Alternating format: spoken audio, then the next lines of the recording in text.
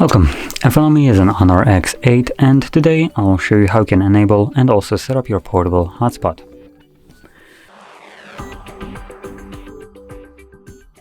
Now to get started, pull down your notifications and extend the list of toggles, and somewhere here you'll find your hotspot toggle. For me, it is right over here.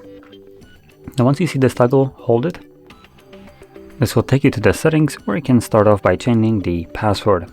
Now the reason I recommend starting off with the password is because in your case the password will be an atrocious pile, a messy pile of just random letters and numbers.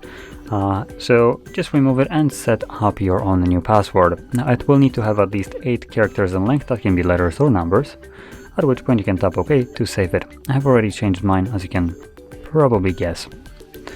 Now next thing you can change is the device name. This will also be the name of the Wi-Fi that the device will create and once you enable a hotspot.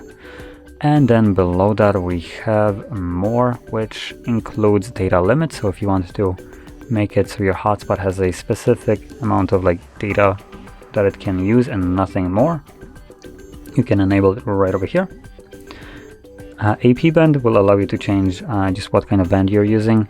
I recommend sticking with a 2.4. This will ensure that whatever your device you're trying to connect to it with can utilize this. If you change this to 5, you might have older devices which just simply will not see the hotspot. So it's simpler to keep it at the older version and just lose a little bit of speed, but still have the actual peace of mind that it can always work. And from there we also have the hotspot turn off timer. I recommend keeping this on though. I would probably increase it to 10 minutes just for safety, and that would be all the things that I would change here or recommend changing. From there, whenever you want to use your hotspot, simply find a toggle, tap on it, and voila, you're good to go. Now once you're done with it, you can also turn it off yourself manually, so you don't have to wait that 10 minutes for it to turn off. So you do so by just tapping on a toggle once again. And with this being said, if you found this very helpful, don't forget to hit like, subscribe, and thanks for watching.